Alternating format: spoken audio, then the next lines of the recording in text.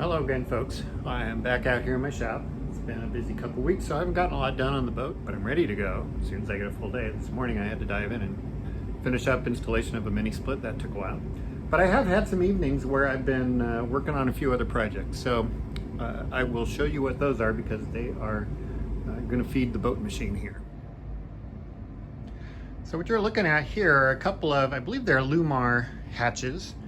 There are several very similar designs out there. But I bought these salvage from another boat.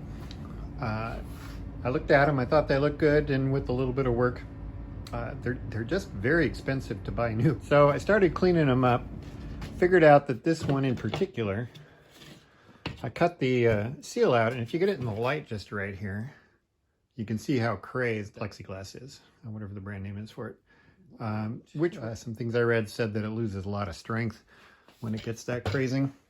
So I was able to source some online. It's going to cost me $48 to replace that with 3/8 inch replacement lens. And that'll give me time. It's going to take a week to come. That'll give me time to work on this. So these new are expensive, $600–700. I got both of these for $50. I'll put another $50 into the larger unit, well, $75 by the time I get the seals and gaskets on there and get it glued in. But that gives me a pretty good saving. That's $500 I can spend on another component. This is another piece of salvage, and I'm not sure this will go in the boat. It looks a little rough right now, but it allegedly works. It's a refrigerator. It's kind of your basic marine grade Norcold fridge. I've got some side windows here. The guy basically threw those in. They came out of a boat that he was dismantling, and they're a little dirty, but they're straight, they're square, they're good quality. So if I can make them look nice, I may put them into the boat. We'll see about that.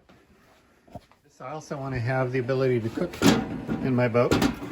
So for a stovetop, there are a lot of ways to go. I know people are advocating for the propane these days. This is an alcohol stove. Obviously it's an old style, but they're still in use in a lot of boats.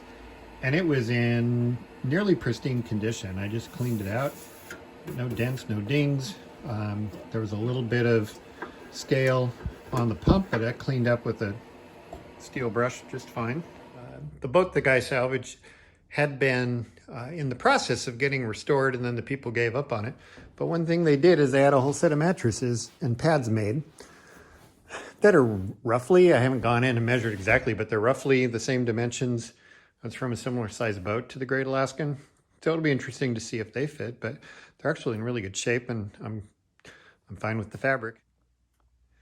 And this is another piece that I got used. It is an anchor windlass.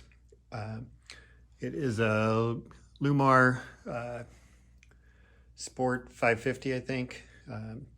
And it was in pretty good shape. I opened it up, and some of the bearings were, well, they were shot. They were definitely a little bit rough running. But these things are heavy duty. You can buy the bearing set. I paid $150, I think, for the unit. The bearing set was, I think, $69. So for $210, I completely cleaned it out, re-greased everything with good quality lubes and marine grease, new seals, new gaskets, tested it out, works great. I've got the various switches with it, and it just cleaned up really well. So I gave it a new paint job while I was at it. I think it's going to be a good unit for the boat.